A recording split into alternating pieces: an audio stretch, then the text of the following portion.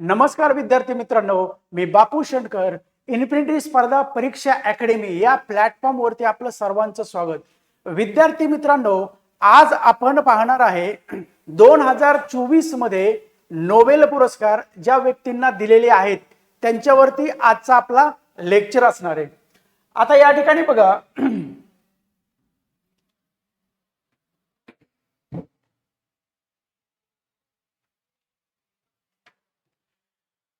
Lecture सुरू करण्याच्या पूर्वी किंवा या लेक्चरच्या सुरुवातीला आपण पाहतोय नोबेल पुरस्कार जे ऑल्फ्रेड नोबेल होते.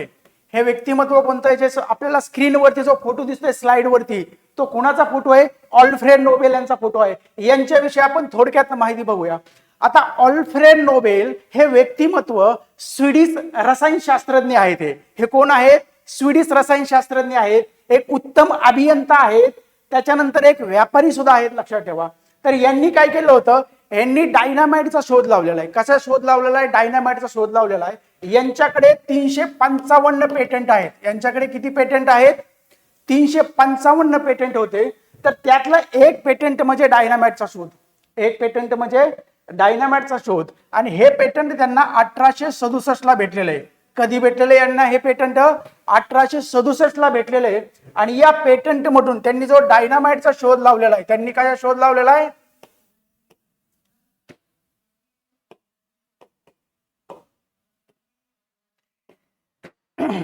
यांनी डायनामाइट या स्फोटकाचा शोध लावलेला आहे. आणि त्या पेटंट मधून त्यांनी भरपूर प्रचंड प्रमाणामध्ये संपत्ती कमवली आहे.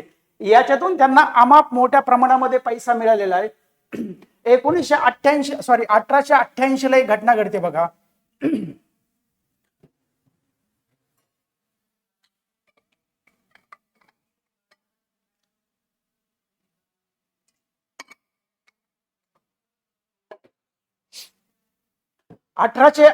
ला एक घटना घडते. त्यांच्या भावाचा मृत्यू होतो, त्यांच्या भावाचं निधन होतं. आणि समाजामध्ये एक चुकीची बातमी पसरते. बातमी कोणती पसरते? ऑल्फ्रेड नोबेल यांचं निधन झालेलं आहे.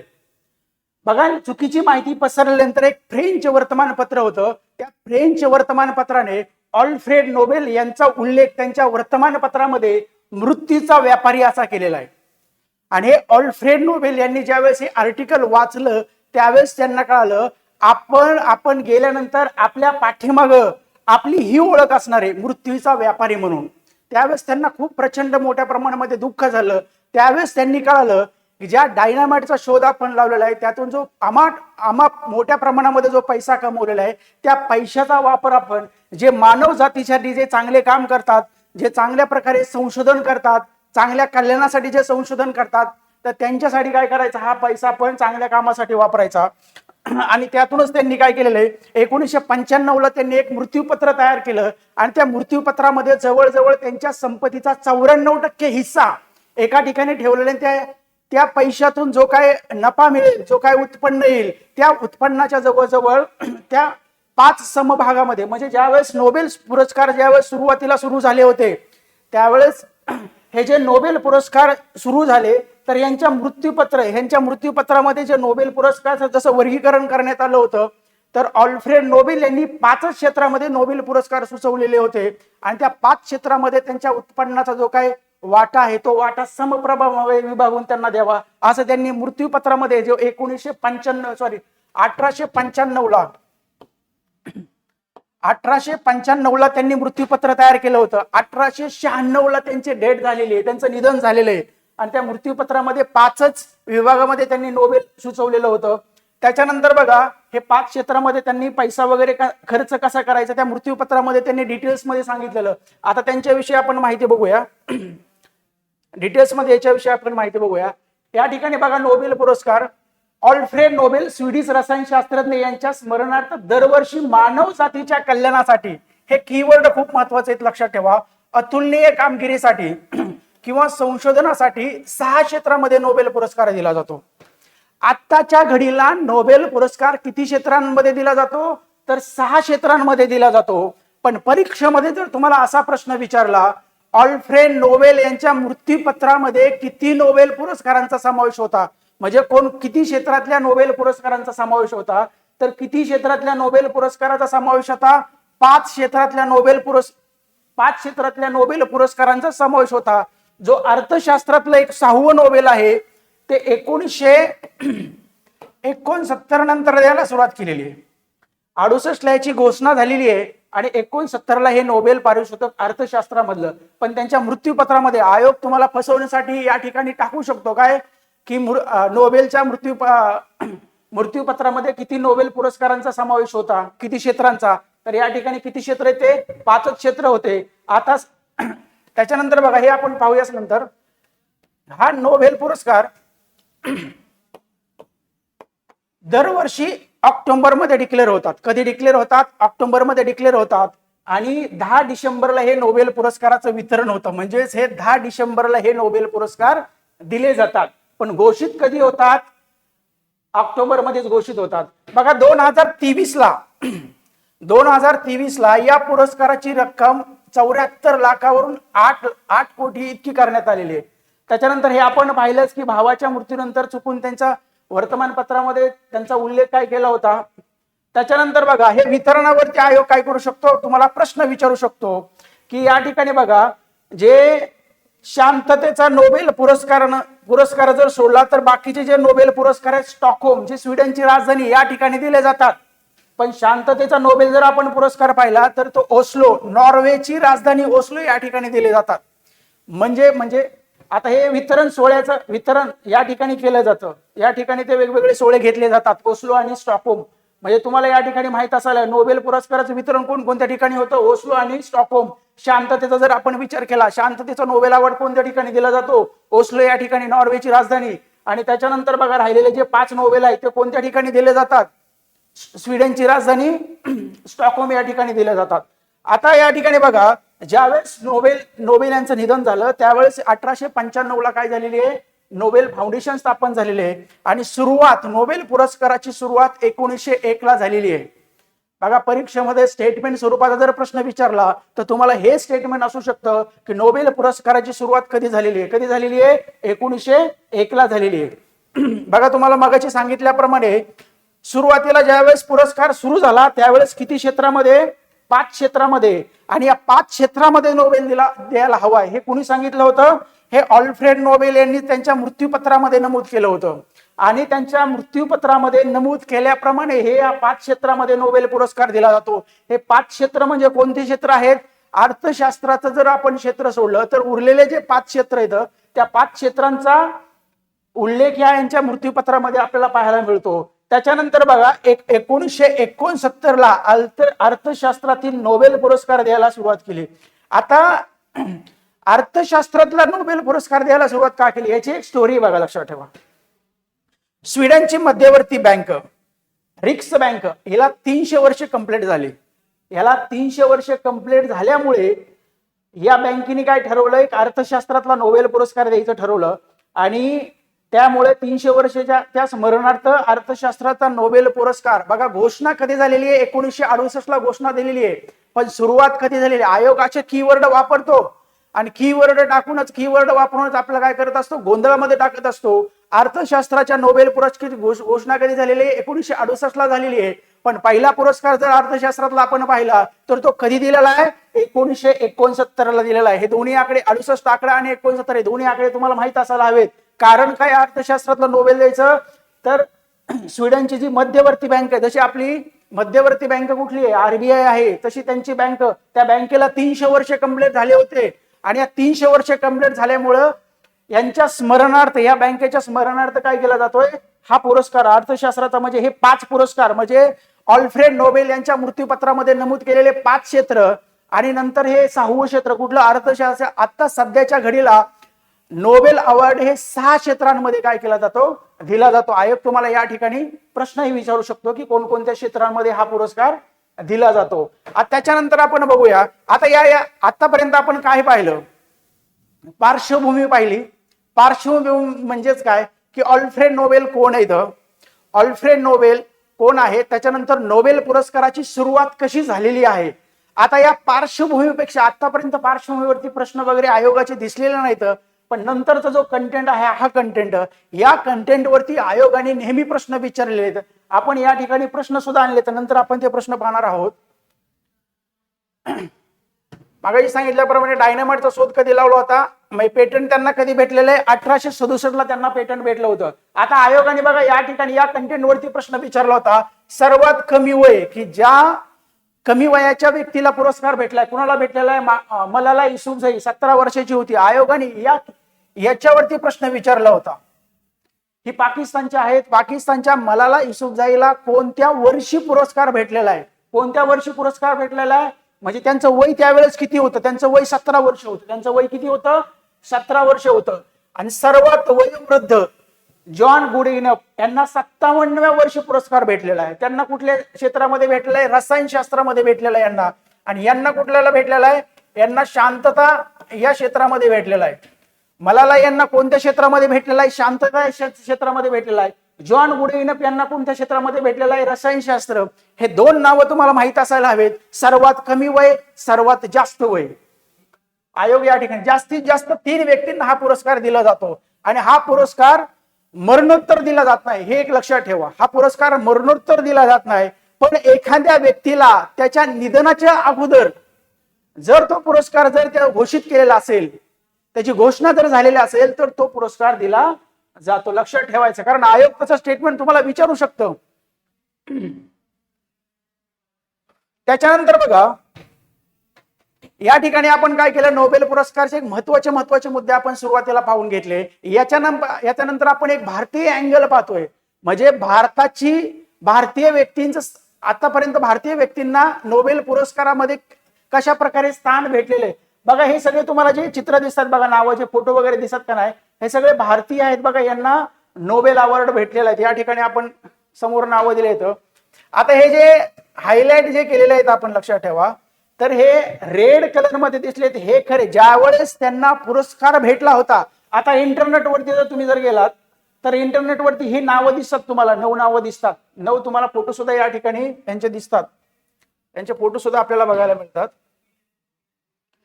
पण ज्यावेळेस ह्यांना हा पुरस्कार डिक्लेअर झाला होता, त्यावेळेस हे लाल अक्षरांमध्ये जे हायलाइटर केलेली नावं आहेत, त्याच व्यक्तींकडे फक्त भारतीय नागरिकत्व होतं. या 5च लोकांकडे फक्त काय होतं? भारतीय नागरिकत्व होतं. आता बघा पहिला पुरस्कार कोणा? रवींद्रनाथ टागोर यांना साहित्य क्षेत्रामध्ये भेटला होता 1913 ला. पहिली व्यक्ती भारतीय कोण होती? रवींद्रनाथ टागोर होती. त्यांना साहित्य क्षेत्रामध्ये 1913 ला पुरस्कार भेटलेला आहे. त्याच्यानंतर CV रमण भौतिक शास्त्रामध्ये यांना पुरस्कार भेटलेला आहे. कधी भेटलेला आहे? 1930 ला पुरस्कार भेटला आहे. त्याच्यानंतर हरगोविंद खुराना हे वैद्यक शास्त्रामध्ये यांना 1968 मध्ये पुरस्कार भेटलेला आहे. मदर तेरेसाला कधी भेटलाय? शांततेचा पुरस्कार यांना भेटलेला आहे. कधी भेटलेला यांना? 1979 ला. त्याच्यानंतर बघा सुब्रमण्यम चंद्रशेखर भौतिक शास्त्रामध्ये यांना पुरस्कार भेटलाय. 1983 ला पुरस्कार भेटला. अमर्त्य सेन यांना अर्थशास्त्रामध्ये पुरस्कार भेटला. 1998 ला पुरस्कार भेटलाय. अमर्त्य सेन वरती आयोगाने प्रश्न सुद्धा विचारलेले आहेत. त्याच्यानंतर बघा व्यंकटरमण रामकृष्णन रसायनशास्त्रामध्ये यांना 2009 ला पुरस्कार भेटलाय. कैलास सत्यार्थी यांच्यावरती सुद्धा आयोगाने काय केलेले प्रश्न विचारलाय. बघा या ठिकाणी आणखी एक आपण इथं महत्वाचा एक मुद्दा बघू. कैलास सत्यार्थी शांततेचा पुरस्कार भेटलाय. याच वर्षी मलाला युसुफझई ज्यांना सर्वात कमी वयामध्ये पुरस्कार भेटलेला आहे. त्यांनाही 2014 लाच पुरस्कार भेटला होता. यांनाही 2014 लाच पुरस्कार भेटला होता. अभिजित बॅनर्जी अर्थशास्त्राचा पुरस्कार 2019 ला. सर्वात अलीकडील पुरस्कार जर कोणाला भेटला असेल तर तो अभिजित बॅनर्जी यांना पुरस्कार भेटलाय. तो पुरस्कार कधी भेटलेला आहे? 2019 ला भेटला आहे. आता ही झाली भारतीय नावं. लक्षात ठेवा, ही काय झाली? भारतीय नावं. म्हणजे आपण सुरुवातीला आपण पार्श्वभूमी पाहिली, त्यानंतर काय पाहिले? कोणकोणत्या भारतीय लोकांना या ठिकाणी पुरस्कार भेटलाय बघा. त्याच्यानंतर बघा अलीकडेच ऑक्टोबर म्हणजे याच महिन्यामध्ये ऑक्टोबरमध्येच नोबेल पुरस्कार जाहीर झालेले आहेत. आणि देणार कधी आहेत? 10 डिसेंबरला. पेपरमध्ये तारीख सुद्धा लक्षात असू द्या, कारण पेपरमध्ये विचारली जाते नोबेल अवॉर्ड कोणत्या तारखेला दिला जातो. कोणत्या तारखेला दिला जातो? 10 डिसेंबरला दिला जातो. आणि घोषणा कधी होती त्यांची? ऑक्टोबर महिन्यामध्ये. या वर्षीचे 2024 चे नोबेल अवॉर्ड या ठिकाणी दिलेले आहेत बघा. 2024 चे आपण नोबेल पुरस्कार पाहणार आहोत.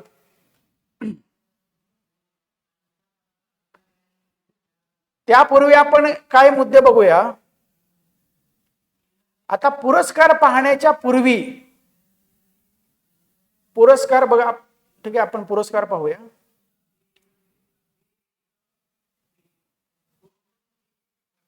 बघा 2019च्या नंतरचा जर आपण विचार केला, 2019च्या नंतर आयोगाने नोबेल अवॉर्ड या पुरस्कारावरती, या नोबेल पुरस्कारावरती जवळजवळ 10+ प्रश्न विचारलेले आहेत. जर आयोग एखाद्या पुरस्कारावरती 10 पेक्षा जास्त प्रश्न जर विचारत असेल तर याच्यावरून या पुरस्काराचे आपल्याला काय होते, महत्व कळतं. आता हे 10+ पुरस्कार, 10+ जे प्रश्न आहेत, हे प्रश्न सुद्धा आपण आणलेले आहेत कोणकोणत्या क्षेत्रामध्ये. सर्वात महत्वाचं म्हणजे आपण अभ्यास करत असताना काय करत असतो, 2024 कोणत्या वर्षी कोणत्या व्यक्तीला कोणत्या क्षेत्रामध्ये दिलेला आहे एवढेच फक्त पाहतो, तेवढेच पाठांतर करतो. मित्रांनो, परीक्षा पद्धती खूप बदललेली आहे, प्रश्नांचं स्वरूप खूप बदललेलं आहे. कोरोनाच्या नंतरची जी परीक्षा पद्धती आपण जर पाहिली तर आयोगाची जी काय रिक्वायरमेंट आहे, आयोगाच्या प्रश्नाची रिक्वायरमेंट सुद्धा बदललेली आहे.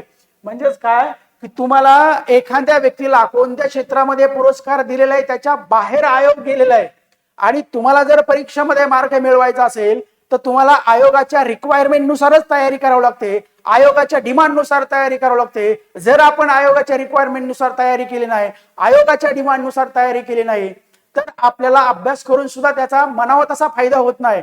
कारण प्रश्न जर त्याच्या पलीकडे, कारण ह्या गोष्टी तर खूप कॉमन झाल्यात, कोणत्या पुरस्कार कोणत्या क्षेत्रामध्ये कोणाला दिला हे अख्ख्या महाराष्ट्रातल्या मुलांना माहित असतं, पण त्याच्या पलीकडे खरी स्पर्धा पलीकडल्या पुरस्काराची, म्हणजे त्याच्या पलीकडे जर प्रश्न गेला तो आपल्याला सुटला पाहिजे. त्यासाठी कोणकोणत्या कंटेंट वरती बघा प्रश्न तयार झाला पाहिजे.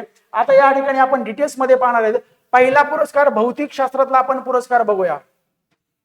आता पुरस्कार बघताना या ठिकाणी इमेज सुद्धा आपल्याला बघायला मिळते. 2 लोकांना पुरस्कार दिलेला आहे, हा जॉन हॉपफिल्ड आणि जिओफ्री हिंटन. आता या ठिकाणी हे क्षेत्र झालं, त्याच्यानंतर पुरस्कार कोणाला दिलेला आहे हे तर तुम्हाला माहितच असायला हवंय. जर आयोगाने फॅक्च्युअल प्रश्न विचारला तर 2 लोकांची नावं या ठिकाणी विचारली जाऊ शकतात. त्यापुढे त्यांचं कार्य काय आहे, त्यांना तो पुरस्कार का दिलेला आहे, तर त्या पुरस्कारावरती आयोग काय करू शकतो, प्रश्न विचारू शकतो. त्यांचं काम काय, मशीन लर्निंग क्षेत्राचा त्यांनी काय केलेला आहे, पाया रचलेला आहे. कुठल्या संशोधनासाठी त्यांना पुरस्कार दिलेला आहे, मशीन क्षेत्राचा, मशीन लर्निंग क्षेत्राचा त्यांनी पाया रचलेला आहे. त्यांच्या संशोधनामुळे AI क्षेत्र की जे आता खूप चर्चेमध्ये आहे आणि भविष्यामध्ये याची भूमिका खूप मोठी असणार आहे, लक्षात ठेवा. AIचं क्षेत्र खूप महत्वाचं आहे. AIचं क्षेत्र याच्यामुळे काय झालंय, विकसित होण्यास मदत भेटलेली, चालना भेटलेली आहे.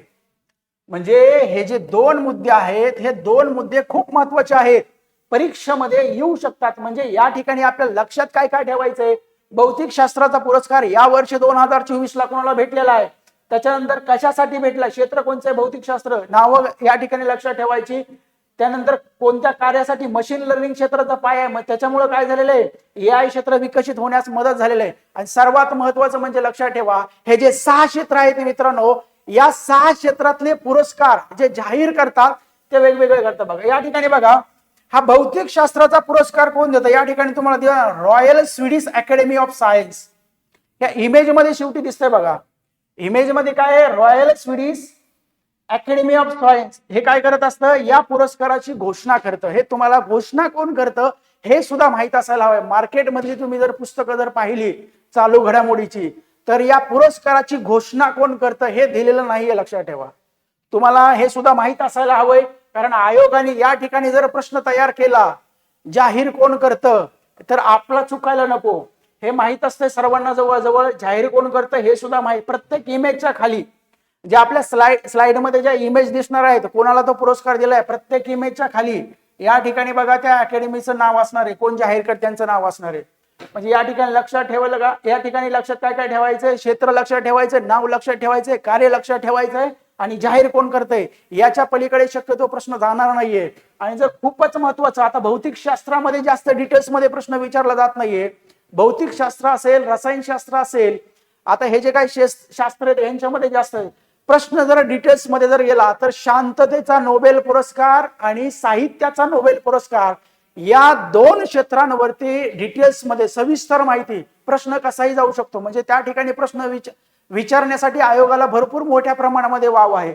या ठिकाणी बाकीचं क्षेत्र जर आपण पाहिले राहिलेले, तर या राहिलेल्या क्षेत्रांमध्ये हे 2-4 मुद्देच फक्त काय करायचे तुम्हाला माहित असायला हवे.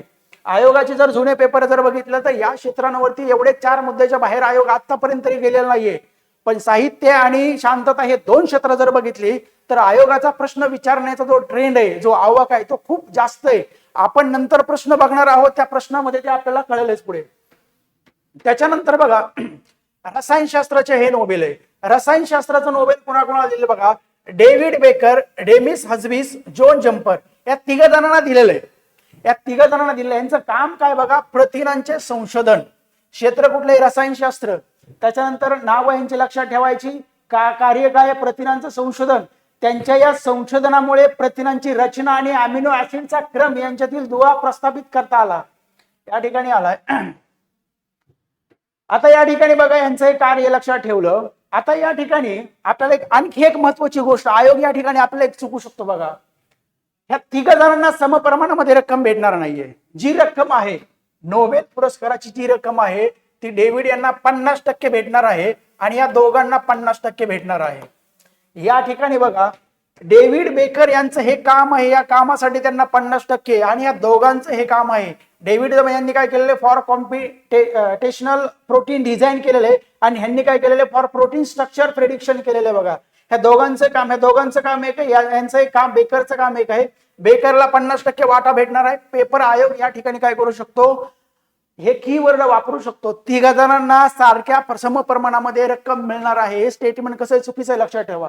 डेव्हिड यांना 50% भेटणार आहे, दोघांना 50% भेटणार आहे. ह्यांचं काम लक्षात ठेवा. पुरस्कार कोण देतो, जाहीर कोण करतो, royal Swedish academy of science. हे लक्षात ठेवायचंय.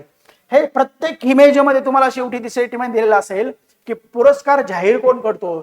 त्याच्यावरती एक आयोग काय करू शकतो, स्टेटमेंट टाकू शकतो किंवा जोड्या लावासाठी एका बाजूला दिले जाऊ शकतात, दुसऱ्या बाजूला पुरस्कार दिले जाऊ शकतात. त्याच्यानंतर बघा त्याच्यानंतरचा पुरस्कार आहे शरीरशास्त्राचे नोबेल. आता या ठिकाणी प्राध्यापक व्हिक्टर अँब्रॉस, अमेरिका, गॅरी रवकन. आता या दोघांना हा पुरस्कार दिलाय. बघा हे नाव सुद्धा कोणत्या देशाचे आहेत, ते नागरिक. हे सुद्धा आयोगाने नागरिकांवरती सुद्धा प्रश्न विचारलेला आहे. जे शास्त्रज्ञ आहेत त्या शास्त्रज्ञांचं तुम्हाला नागरिकत्व सुद्धा माहित असायला. यांचं कार्य काय, मायक्रो आरएनए. कोणत्या क्षेत्रामध्ये कार्य केले आणि मायक्रो आरएनए वरती काम केलेलं आहे. आता आयोग बघा या ठिकाणी जर मायक्रो आरएनए म्हटल्यानंतर आपल्याला विज्ञान मधनं प्रश्न मायक्रो आरएनए वरती. जर भविष्यातल्या पेपरमध्ये जर आरएनए वरती, मायक्रो आरएनए वरती जर प्रश्न जर आला तर म्हणायचं या पुरस्कारामुळे तो प्रश्न आलेला आहे. कारण आयोग काय करत असतो, विचार करणारा अधिकारी आयोगाला निवडायचा. आयोगाला पाठांतर करणारा अधिकारी नकोय, आयोगाला विचार करणारा अधिकारी निवडायचा. आयोग काय करत असतो, असेच प्रश्नपत्रिका तयार करत असतो, असाच विचार करत असतो. पोरांनो, अभ्यास करत असताना याच गोष्टींचा तुम्हाला विचार करावा लागतो. असा विचार करणे म्हणजे स्पर्धा परीक्षेची तयारी करणे, लक्षात ठेवा. मायक्रो आरएनए मध्ये बघा त्याच्यामुळे काय झालंय, जटिल शरीर रचना असलेल्या सजीवांच्या पेशी आणि ऊतींमधील विविधतेचे गूढ उकलायला मदत झालेली आहे. म्हणजे या ठिकाणी यांचं नाव लक्षात तुम्हाला ठेवायचे, तर कार्य लक्षात ठेवायचं आहे. आणि या ठिकाणी बघा तर नोबेल असेंब्ली ऍट कार्नोलन्स्का इन्स्टिट्यूट. तर हे काय करत आहे, यांना पुरस्कार जाहीर करत आहे. हे काय करायचं तुम्हाला लक्षात ठेवायचंय. त्याच्यानंतर बघा साहित्याचे नोबेल. आता बघा तुम्हाला मी मगाशीच म्हटल्याप्रमाणे ज्यावेळेस साहित्याचा पुरस्कार येणार आहे, ज्यावेळेस शांततेचा पुरस्कार येणार आहे, साहित्य आणि शांतता या दोन पुरस्कार तुम्हाला सविस्तर करायचे आहेत. ते व्यक्तिमत्व सुद्धा सविस्तर करायचे, कारण त्या व्यक्तिमत्वावरती सुद्धा प्रश्न आयोगाने विचारलेला आहे. साहित्याच्या व्यक्तिमत्वावरती ज्यांना पुरस्कार भेटलाय, मग ते कोणतंही व्यक्तिमत्व असेल त्यांच्यावरती आयोगाने प्रश्न विचारलेला आहे. आता बघा हान कांगला या वर्षीचा पुरस्कार भेटलाय. त्या कुठल्या आहेत, दक्षिण कोरियाच्या. त्या कुठल्या आहेत, दक्षिण कोरियाच्या आहेत. आणि दक्षिण कोरियाच्या त्या कशा आहेत, दक्षिण पूर्ण जगाचा जर विचार केला तर जगाच्या 18व्या महिला आहेत. त्या कितव्या महिला आहेत, ज्यांना साहित्याचं नोबेल अवॉर्ड भेटलेलं आहे. आयोग हे स्टेटमेंट तयार करतो. आयोग काय करतो, याच्यावरती स्टेटमेंट तयार करतोय. कितव्या जगातल्या कितव्या महिला, जगातल्या जर कितव्या महिला असं स्टेटमेंट मध्ये जर असेल तर नंबर किती यायला हवाय, 18वा नंबर यायला हवाय. त्याच्यानंतर कोरियन म्हटलं तर पहिल्या येतं, पहिल्या कोरियन महिला. आणि जगातल्या कितव्या आहेत, 18व्या महिला आहेत. त्याच्यानंतर बघा या दक्षिण कोरियाच्या आहेत. दक्षिण कोरियाच्या त्या दुसऱ्या आहेत. याच्या अगोदर एका पुरुषांना भेटलेला आहे. दक्षिण कोरियाच्या दुसऱ्या, पण महिला म्हणून किती आहेत, पहिल्या आहेत. जगातल्या महिला किती आहेत? 18. हे की वर्ड आहेत, लक्षात ठेवा. आयोग याच ठिकाणी प्रश्न तयार करतो आणि जर तुम्हाला हे की वर्ड जर माहित नसेल तर तुम्हाला उत्तरांपर्यंत जाता येत नाही. तुम्हाला जरी माहित असलं हाँगकांगला पुरस्कार भेटलेला आहे, साहित्याचा नोबेल भेटलेला आहे, पण तुम्हाला हे की वर्ड जर माहित नसेल, कितवे येतं, जगातले कितवे येतं, कोणत्या देशातले कितवे येतं, एकूणातले कितवे येते, हे जर तुम्हाला की वर्ड जर माहित नसेल तुम्हाला उत्तरांपर्यंत जाता येत नाही. कारण शक्यतो साहित्य आणि शांतता या दोन पुरस्कारांवरती आयोग स्टेटमेंट स्वरूपाचाच प्रश्न विचारतो. ही आयोगाची रिक्वायरमेंट आहे, पोरांकडून ती अपेक्षा आहे, लक्षात ठेवा. पुढे आपण ते क्वेश्चन सुद्धा पाहणार आहोत. आता या ठिकाणी बघा त्यांचं काम काय आहे बघा. इतिहासातील आपत्ती आणि मानवी जीवनातील अस्थिरता यांचे अत्यंत उत्कट दर्शन त्यांच्या साहित्यामध्ये आढळतं आपल्याला. त्याच्यानंतर बघा हे त्यांचं म्हणजे त्यांच्या लिखाणाचं वैशिष्ट्य, त्यांची लिखाणाची स्टाईल या ठिकाणी सांगितलेली आहे. द व्हेजिटेरियन कादंबरी खूप गाजली होती, ही कादंबरी, ही खूप कादंबरी गाजली होती. आता या ठिकाणी बघा त्यांचं जे साहित्य आहे, आयोग प्रश्न काय करू शकतो, त्यांचं साहित्यावरती प्रश्न डायरेक्ट प्रश्न विचारू शकतो. खालीलपैकी हे तुम्हाला नाव दिलं जाईल प्रश्नामध्ये, हाँगकांग यांचं खालीलपैकी कोणतं साहित्य कृती आहे. मग त्यांनी कोणकोणत्या त्यांच्या कादंबऱ्या कुठल्या आहेत, त्यांचं लिखाण तुम्हाला परीक्षेमध्ये विचारलं जाऊ शकतं. आयोगाने असा प्रश्न विचारलेला आहे. आयोगाने असं नाही विचारलं साहित्याचा नोबेल कुणाला दिला आहे, तसे प्रश्न विचारलेले आहेत. पण आयोग अलीकडल्या काळामध्ये साहित्य क्षेत्रातल्या नोबेल अवॉर्ड ज्यांना भेटले त्यांचं लिखाण विचारतो. त्याच्यामुळे तुम्हाला त्यांच्या सगळ्या कादंबऱ्या माहित असायला हव्यात. द व्हेजिटेरियन खूप महत्वाची कादंबरी, खूप गाजली होती, बुकर अवॉर्ड त्यांना भेटलेला आहे. त्याच्यानंतर काय त्यांची पहिली कादंबरी कुठली, ब्लॅक डिअर कादंबरी 1998 ला आली होती. इतर कादंबऱ्या बघा, ग्रीस लेसन खूप महत्वाची, ग्रीस लेसन सुद्धा, ह्युमन ऍक्टर्स, तर ह्या ह्युमन ऍक्टर्सला आंतरराष्ट्रीय बुकर अवॉर्ड भेटलेला आहे. त्याच्यानंतर बघा the white book, we do not part, हे पुढील वर्षी प्रकाशित होणार आहे. आणि त्याच्यानंतर बघा ज्यावेळेस समिती पुरस्कार यांना देत होते त्यावेळेस ग्रीक लेसन या कादंबरीचा त्यांनी विशेष, ह्या कादंबरीवर त्यांनी विशेष चर्चा केली होती. अशा प्रकारे पेपरमध्ये तुम्हाला कादंबऱ्या त्यांच्या विचारल्या जाऊ शकतात. त्यांच्या वैशिष्ट्य म्हणजे त्यांच्या विशेषतावरती सुद्धा आयोग काय करू शकतो, माहिती विचारू शकतो. म्हणजे यांची माहिती आपल्याला काय करायची. आणि सर्वात महत्वाचं म्हणजे स्वीडिश अकॅडमी हा पुरस्कार देते. कुठला, साहित्याचा नोबेल कोण देतं, जाहीर कोण करतं, स्वीडिश अकॅडमी साहित्याचा नोबेल जाहीर करत असतं. बघा या ठिकाणी बघा अभ्यास करत असताना मित्रांनो एक गोष्ट लक्षात ठेवायची, मी ज्या विषयाचा अभ्यास करतोय, ज्या घटकाचा अभ्यास करतोय, माझ्याकडे नॉलेज किती आहे, माझ्याकडे माहिती किती आहे, याच्यापेक्षा माझ्याकडे जी माहिती आहे ती परीक्षाभिमुख किती आहे. माझ्याकडे जी माहिती आहे त्या माहितीच्या आधारावरती मी प्रश्नांच्या उत्तरांपर्यंत किती जाऊ शकतो. अशीच माहिती एक्झाम ओरिएंटेडच माहिती तुम्हाला कलेक्ट करायची. पापट पसारा एखादी स्टोरी वगैरे काही कलेक्ट करायचं नाही, त्याला अर्थ नाहीये. ही आयोगाची किंवा कुठल्याही परीक्षेची, आपण ज्या परीक्षेची तयारी करतोय त्या परीक्षेची रिक्वायरमेंट नाहीये. आयोगाचे बघा तुम्हाला नोबेल अवॉर्ड, तुम्हाला नोबेल पुरस्कारांवरती जर तुम्हाला माहिती गोळा करायची असेल तर आयोगाचे जुने प्रश्न तुम्हाला पाठीमागच्या 7-8 वर्षांमधले सर्व माहिती असायला हवेत. आपण पाठीमागच्या 10 वर्षाच्या प्रश्नपत्रिकांचा अभ्यास करूनच हा व्हिडिओ तयार केलेला आहे. आयोगाची जी रिक्वायरमेंट आहे, आयोगाने ज्या प्रकारची विद्यार्थ्यांकडून माहिती अपेक्षित ठेवलेली आहे, अशाच माहितीच्या कंटेंट वरती आपण काय केलेलं आहे, हा व्हिडिओ तयार केलेला आहे, ही पीपीटी तयार केलेली आहे. त्याच्यानंतर बघा शांततेचा नोबेल पुरस्कार, शांततेचा नोबेल पुरस्कार सुद्धा खूप महत्वाचा आहे. याला सुद्धा आयोग काय करतो, फोकस करतो. शांतता आणि साहित्य या दोन नोबेल आयोग काय करत असतो, जास्त वेटेज देतो, कारण त्यांचे जास्त प्रश्न आपल्याला पाहायला मिळतात. आता बघा शांततेचा नोबेल निहॉन हिदानक्यो या संस्थेला भेटला. ही संस्था कुठली आहे बघा, जपान मधली संस्था आहे. कुठली संस्था आहे, जपान मधली. आता याचं काम काय बघा, तुम्ही ज्यावेळेस हिरोशिमा आणि नागासाकी हे दोन्ही नावं तुम्ही लहानपणापासून शालेय पाठ्यपुस्तकांमध्ये आपण वाचत आलोय बघा. हिरोशिमा आणि नागासाकी मध्ये अणुबॉम्बच्या स्फोटांमुळे झालेल्या नरसंहारातील पीडितांसाठी अविश्रांत काम करणाऱ्या जपानमधील या संस्थेला या वर्षीचा शांततेचा नोबेल पुरस्कार दिलेला आहे. म्हणजे या संस्थेने काय केलेलं आहे, एक प्रकारे अण्वस्त्राचा धोका येणाऱ्या काळामध्ये जगामध्ये प्रचंड मोठ्या प्रमाणामध्ये आहे आणि अण्वस्त्र नष्ट करण्यासाठी ही संस्था काय करते, काम करते, लक्षात ठेवा. त्याच्यानंतर बघा या ठिकाणी अनेक अँगल तयार होतात, हे अँगल आपल्याला बघायचे तर त्यापूर्वी हा पुरस्कार कोण जाहीर करतो बघा, नॉर्वेजियन द नोबेल कमिटी ही पुरस्कार काय करत असते, जाहीर करत असते. बघा या ठिकाणी कोणताही नोबेल पुरस्कार असेल तो जाहीर कोण करतो हे तुम्हाला माहित असायला हवंय. प्रत्येक इमेजच्या खाली जर तुम्हाला गेलात तर या ठिकाणी पुरस्कार कोण जाहीर करतोय त्या ठिकाणी तुम्हाला दिलेला आहे. आता या ठिकाणी शांततेचं नोबेल या वर्षी ज्या क्षेत्रामध्ये पुरस्कार दिलेला आहे, ज्या गोष्टीसाठी पुरस्कार दिलेला आहे, ज्या संस्थेला पुरस्कार दिलेला आहे, तर त्याच्यामुळे वेगवेगळे अँगल तयार होतात. अँगल कसे तयार होतात बघा, तयारी कशी करायची असते आणि स्पर्धा परीक्षा आपण ज्या परीक्षेची तयारी करतो त्याची तयारी बघा. आता पेपर जर तुम्ही पाहिलं तर पेपरमध्ये तुम्हाला फक्त एवढा कंटेंट बघायला मिळेल, संस्था बघायला मिळते, क्षेत्र बघायला मिळते आणि त्यांचं काम बघायला मिळतं. त्याच्या पलीकडे आपण खूप काय गोष्टी बघितल्या. संस्थेची स्थापना कधी झालेली आहे, 1956 ला ही संस्था स्थापन झालेली आहे. आतापर्यंत बघा हे खूप महत्वाचं आहे, आतापर्यंत पुरस्कार संस्थेला दिला, लक्षात ठेवा, एखाद्या व्यक्तीला दिलेला नाहीये.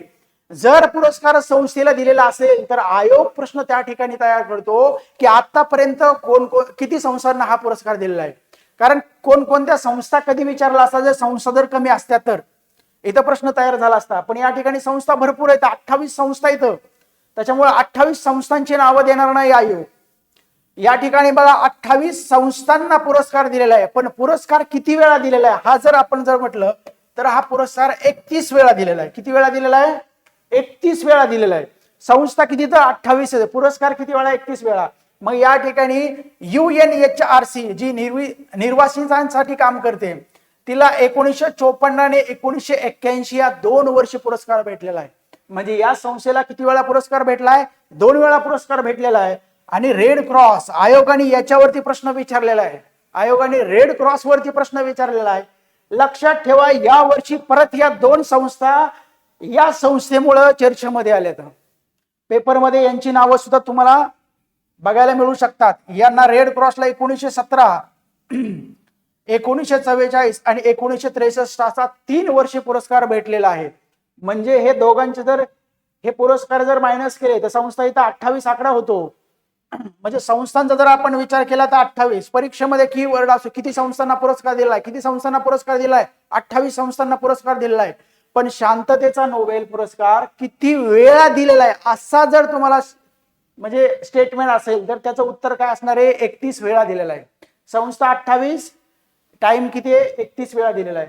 म्हणजे या ठिकाणी हे नवीन अँगल तुम्हाला बघायच्यात. इथं प्रश्न जर आला तर तुम्हाला तो सोडवता यायला पाहिजे. त्याच्यानंतर बघा कोणत्या क्षेत्रामध्ये दिलंय किंवा काम त्यांचं काय आहे बघा. या ठिकाणी त्यांनी काम केलं, अण्वस्त्रांचं निर्मूलन करण्याचं काम त्यांनी केलं होतं. म्हणजे एक प्रकारे जगामध्ये जे अण्वस्त्र आहेत त्यांना कमी करण्यासाठी ही संस्था धडपड करत होती. त्या अगोदर म्हणजे त्याच प्रकारच्या कामासाठी यापूर्वी कोणत्या संस्थेचा, कोणत्या व्यक्तींचा गौरव झाला होता का? त्यांना हा पुरस्कार दिला होता का? आयोग हा सुद्धा अँगल आपल्या पेपरमध्ये विचारू शकतो. हा कंटेंट कुठल्याही पेपरमध्ये आलेला नाहीये. आपण हा कंटेंट तयार केला बघा. अण्वस्त्रे नष्ट करण्यासाठी करण्यात आलेल्या आंतरराष्ट्रीय ही मोहीम होती बघा. या मोहिमेला पुरस्कार दिला होता 2017चा. ही मोहीम होती, मोहीम एक प्रकारे संस्थात्मक मोहीम आहे ही. या मोहिमेला पुरस्कार कुठली? अण्वस्त्र नष्ट करण्यासाठी करण्यात आलेल्या आंतरराष्ट्रीय मोहिमेला 2017ला पुरस्कार दिला होता. आणि त्याच्यानंतर 1995 ला विज्ञान आणि जागतिक घडामोडीवरील पँगॉस परिषद, जोसेफ रॉडब्लॅट यांचं योगदान या परिषदेमध्ये आहे. त्यांना कधी पुरस्कार दिला होता? 1995 ला पुरस्कार दिला होता.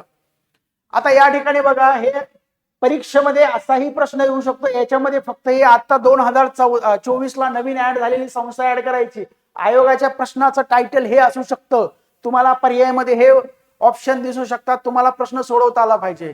तुम्हाला विद्यार्थी मित्रांनो हे नवीन नवीन अँगल असे शोधता यायला हवेत. आयोग प्रश्न तयार कसे करतो? जुन्या प्रश्नपत्रिका तुम्ही बघा, जुन्या प्रश्नपत्रिकांमध्ये असेच प्रश्न आयोगाने विचारलेले आहेत. तुम्हाला असा विचार करता यायला हवाय. त्याच्यानंतर बघा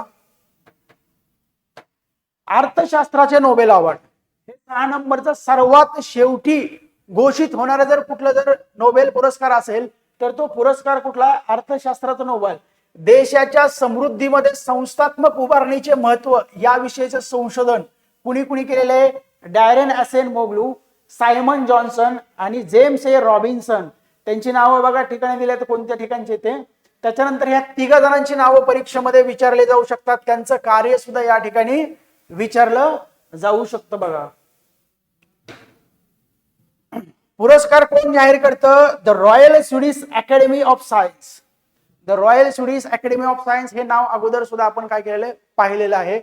तर या ठिकाणी काय काय लक्ष ठेवायचे तुम्हाला? पुरस्कार कोणत्या क्षेत्रामध्ये दिलेला आहे, त्याच्यानंतर कोणकोणत्या व्यक्तींना दिलेला आहे, जाहीर कोण करतो, कुठल्या वर्षीचा पुरस्कार आहे, त्याच्यानंतर त्याचे वेगवेगळे अँगल तयार होतात का? साहित्याचा नोबेल पुरस्कार असेल, शांततेचा नोबेल पुरस्कार असेल, त्यांच्यावरती आयोग काय करतो? वेगवेगळ्या प्रकारचे प्रश्न विचारतो. सपोज फॉर एक्झाम्पल साहित्याचा जर नोबेल पुरस्कार असेल तर ज्या व्यक्तिमत्वासाठी तो पुरस्कार दिलेला आहे त्या व्यक्तिमत्वाचं तुम्हाला संपूर्ण साहित्य माहीत असायला हवंय.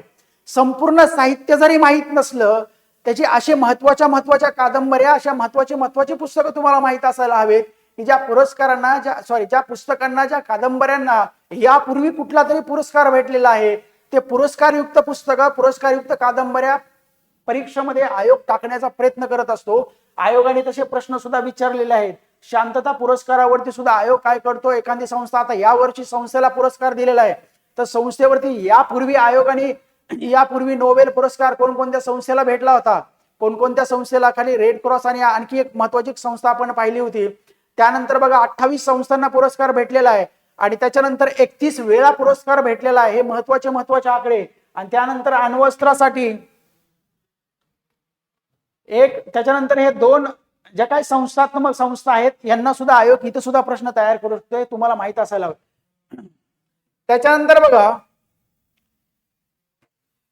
आयोगाने आतापर्यंत आपण काय पाहिलं? पुरस्कार, नोबेल पुरस्काराची पार्श्वभूमी पाहिलेली आहे, भारतीय लोक पाहिले आणि 2024 मध्ये कोणकोणत्या लोकांना हा पुरस्कार भेटलेला आहे त्यांच्याविषयी आपण माहिती पाहिली. त्यांच्यावरती प्रश्न आयोगाने कसा विचारू शकतो त्याच्याविषयी आपण चर्चा केली, त्याच्याविषयी आपण डिस्कशन केलेलं आहे. यापूर्वीचे आयोगाने काही विचारलेले प्रश्न आपण या ठिकाणी पाहणार आहोत. त्याच्यावर एक आपला अँगल क्लिअर होईल की आयोगाला नेमकं नोबेल पुरस्कारापासून विद्यार्थ्यांकडून काय हवंय. आणि हे जर पोरांना माहित नसेल, लक्षात ठेवा, कुठलीही स्पर्धा परीक्षेची तयारी करा, ऑब्जेक्टिव्ह टाईप, जगातली ऑब्जेक्टिव्ह टाईपची कोणतीही परीक्षा घ्या, त्या परीक्षेची रिक्वायरमेंट वेगळी असते आणि आपल्याला डिग्री पर्यंत अभ्यास करण्याची जी आपली पद्धती आहे ती एक स्टोरी टाईप रट्टा मारण्याची पद्धती असते आणि या परीक्षांची रिक्वायरमेंट वेगळी. लक्षात ठेवा, प्रश्नांमधून ते तुम्हाला समजून घ्यावे. आता या ठिकाणी काय विचारले बघा, नोबेल पुरस्कार विजेत्यांचे विक्रम आणि प्राप्त करणाऱ्या व्यक्ती किंवा संस्था यांचा जोड्या लावासाठी हा प्रश्न विचारलाय बघा. आता या ठिकाणी बघा प्रश्न काय, कुठल्या एका वर्षी दिलेल्या पुरस्कारांवरती प्रश्न विचारलेला नाहीये. म्हणजे पाठीमागच्या इतिहासामध्ये जे काही नोबेल पुरस्कार आहेत पण ज्यांचं वैशिष्ट्य वगैरे आहे. आता या ठिकाणी बघा काय विचारले, हा प्रश्न का तयार केलेला आहे? हा प्रश्न आपण पाहिलं होतं की सर्वात जास्त वयाचे नोबेल विजेते 2019 ला यांना नोबेल पुरस्कार दिला होता. कधी पुरस्कार दिला होता यांना? 2019 ला. प्रश्नांचं स्वरूप पहिल्यांदा समजून घ्या मित्रांनो, रट्टा मारत बसू नका, फक्त पाठांतर करू नका. आयोग प्रश्न सेट कसे करतो बघा. आयोगाने त्या ठिकाणी 2019 ला अशा व्यक्तीला पुरस्कार दिला जे ऑर्थर अश्किन आहेत, तर ह्यांचं सर्वात जास्त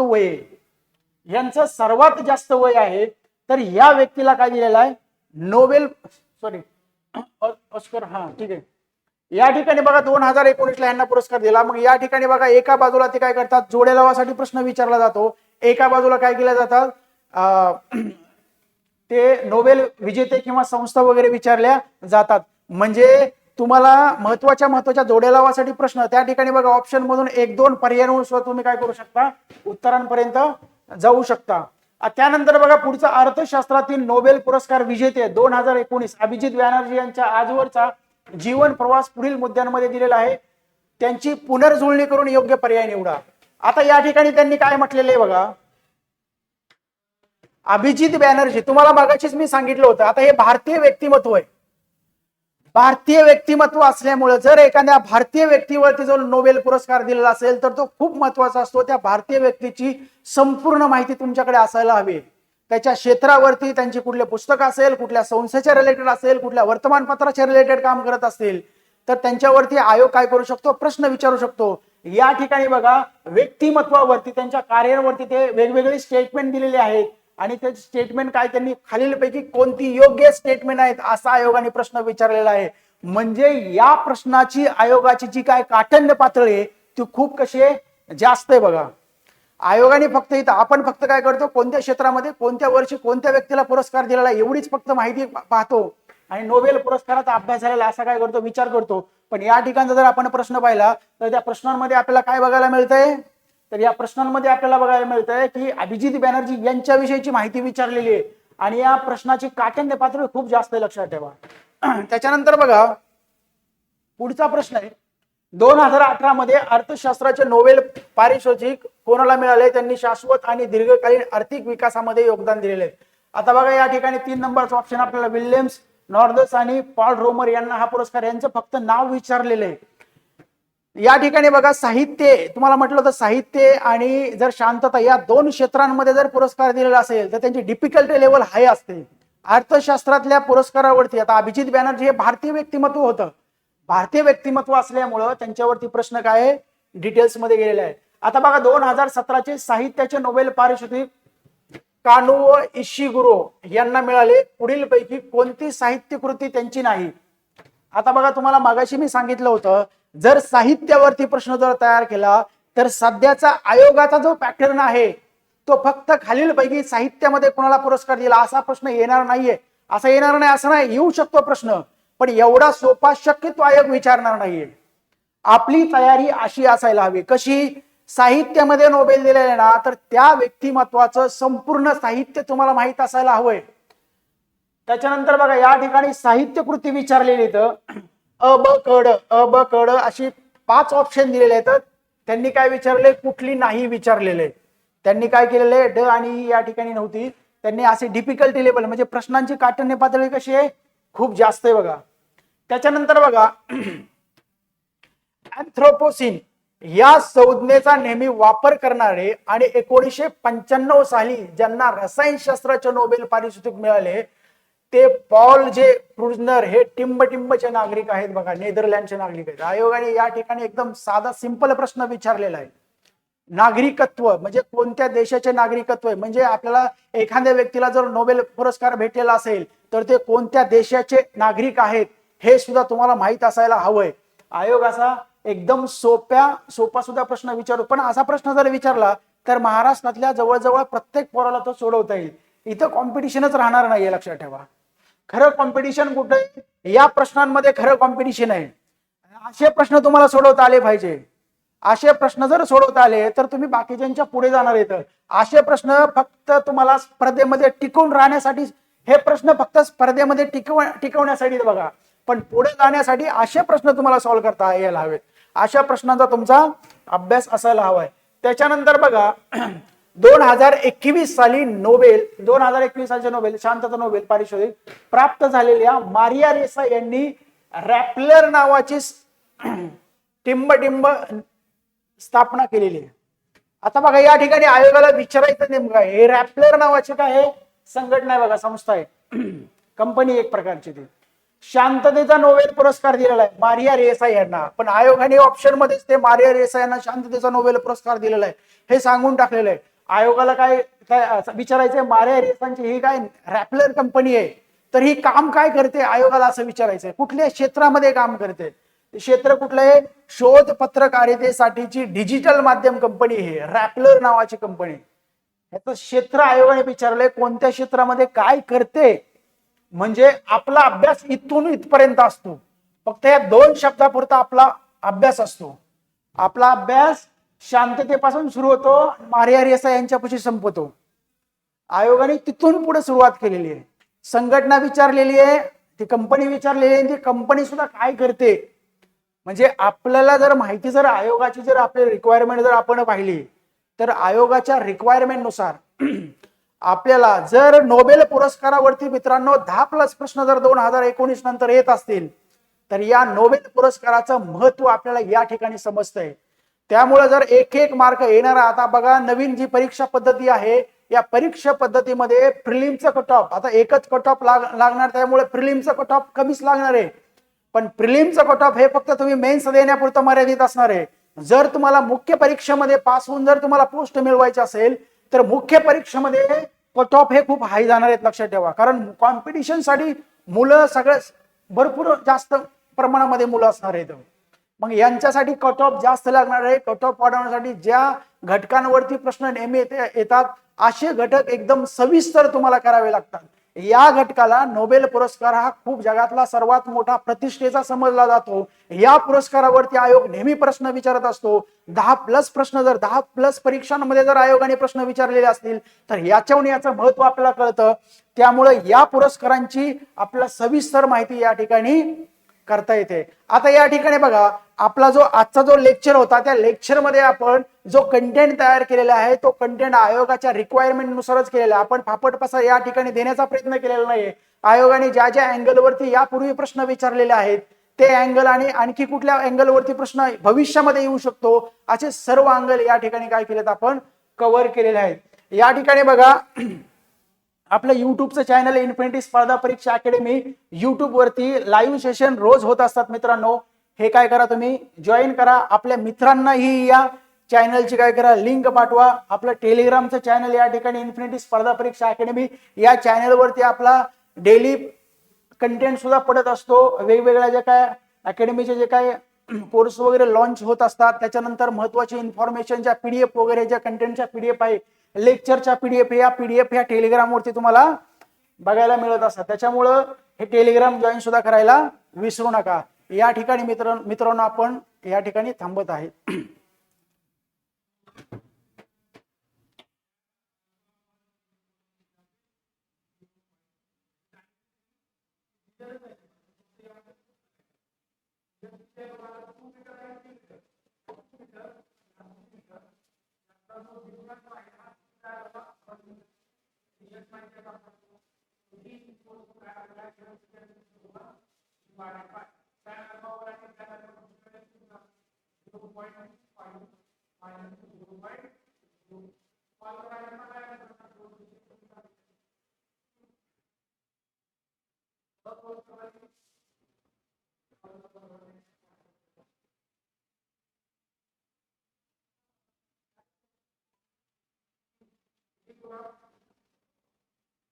सर बंद करू का सर?